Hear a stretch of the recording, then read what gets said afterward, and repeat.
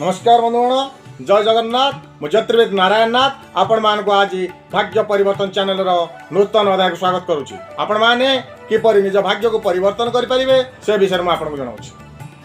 छोट छोट सहज सरल प्रतिकार द्वारा अल्पके आपण निश्चित परिवर्तन आसीजिवो। याकू विश्वासर सहित करंतु, बुझी विचारी करंतु। याकू विश्वासर सहित यदि करूचंती अल्प दिन भीतर फलप्रद, या 100% ग्यारंटी।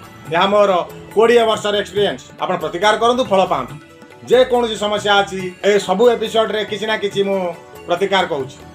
आपणकर समस्या मोर समाधान बाट। आजिर विषय होउछि आमे परि संपर्क मधुर करिवा। स्वामी स्त्रींकर संपर्क हो, भल पाउथिबा पिलांकर संपर्क हो, जे कोन संपर्क हो। स्वामी स्त्रींक भितर तुतु मेम चलीछि, झगड़ा झटी डेली चलीछि, किंबा भल पाउथिबा झियो बा पुओ आपन भितर एई टाइप रो तू तू में झगड़ा झटी चलीछि, निर्बंध होउछि, पाटितुंड चलीछि। सबु प्रकार समस्या पई एठै रहउछि। जे पुओ झियो हो बा पार्टनर हो किंबा स्वामी स्त्री हो, कोन करिवा ताल आजि हमें कोनोसी एक शुक्रवार दिन संध्या पूर्व काम करबा दरकार। कोन करिवा, शुक्रवार दिन बाजार रु गोटे 50 ml रो गोलाप जल आनंतु एवं गोलाप फूल गोटे आनंतु। गोलाप जल एवं गोलाप फूल आनी घर को आसंतु। गोलाप फूल को फल जल किछि नै गोटे काचर बाउल भीतर पकई दियंतु। जो बाउल रे कि गोलाप जलटा थोई देबे। किछि समय 10 मिनिट 15 मिनिट थोई सारला पारे गोटे 4 रु 4 इंची कोरा कागज टे आनंतु। 4 × 4 = 16। 16 होउची स्वामींकर प्रतीक बा 7। 4 रु 4 इंच कागज आनी नालिया कलम बा रेड पेन रे निज स्वामी स्त्री रो नाम लिखि दियंतु।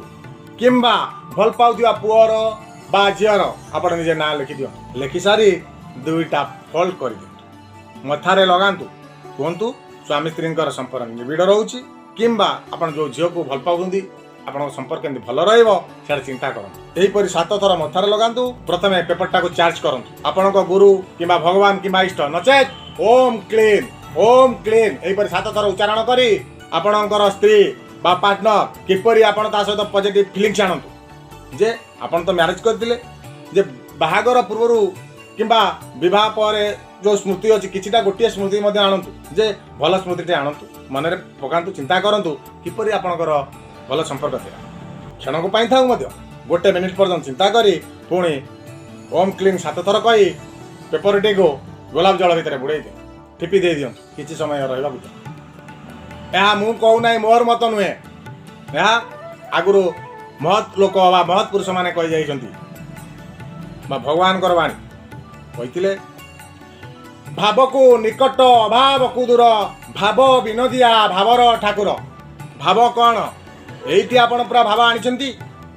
भावटा होउची आपण स्त्री सहित किपरि थिले ब्यागरु सेही भावटा प्रथमे आनंतु। पॉजिटिव एनर्जी, पॉजिटिव भाव, भाव को निकट सेही भावटा जेतला आपण आनिछंती से कामटा आपन धीरे धीरे निकट ही आसीबो।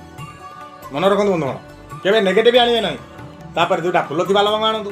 टिके कर्पूर आनी लवंग दुईटा को जाली दियंतु। कर्पूर आनी लवंग दुईटा जालिला बेले चिंता करंतु आमर जहा राग रोष अभिमान सब एइथरे पोड़ी छारकार हो जाइछ। राग रोष पोड़ी जाइछ। एबे भल संपर्क किपरि आसुची से गुंडाटा को नै गोलाप जल भितर भल भाबरे रखी ढाली ता टिपेटा बंद कर दियंतु। देखिबे आपण जदि एटा शुक्रवार करूचंती किछि दिन परे अल्पके धीरे धीरे आपण चेंजेस आसीबा आरंभ हो।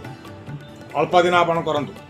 शुक्रवार करबा करंतु। शुक्रवार करंतु नहीं तो गोटिए थर मध्य करंतु। किछि समय परे से बोतल नै संध्या पूर्वरु बाहरे बा कोनोसी जगह वृक्षर मूले माटी आड़े पोती दियंतु। कोनोसी वृक्षर मूले माटी आड़े पोती दियंतु।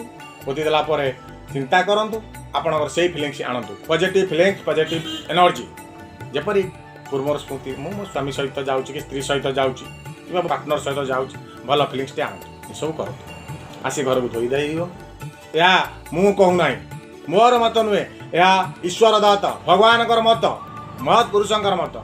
कथारे अछि भाव को निकट अभाव को दूर, भाव विनोदिया भावर ठाकुर।